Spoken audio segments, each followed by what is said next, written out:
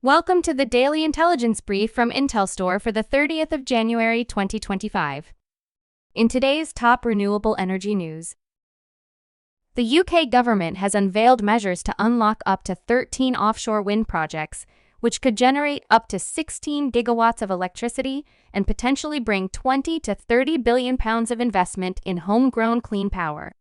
According to the UK government, ministers are streamlining the consenting process to accelerate the construction of offshore wind projects.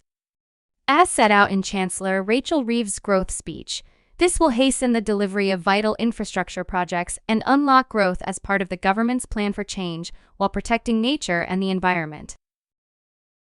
The Norwegian government collapsed today after its ruling coalition split over the proposed adoption of EU renewables and energy efficiency directives. A push from Prime Minister Jonas Gahr Støre and his Labour Party to implement EU energy directives despite opposition from Eurosceptic coalition partner, the Centre Party triggered the collapse, according to local media.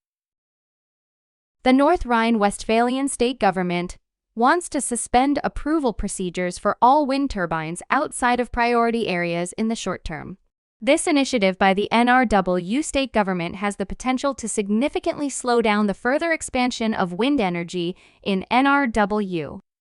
Only last week, at the urging of NRW, the federal government and the union agreed on changes to the Federal Emission Control Act. Echoenergia recycles used oil from wind turbines in its wind farms to reinforce sustainability. Since 2020, this action has resulted in the environmentally correct disposal of approximately 17 tons of oil, contributing to the reduction of environmental impacts and reinforcing its policy of socio-environmental responsibility. In addition to the positive environmental impact, recycled oil is sold at 1 Ri per liter, generating resources that are reinvested in the maintenance of wind farms. Tata Steel Nederland, together with TU Delft and other partners, is researching the development of a new generation of wind turbines that require less steel.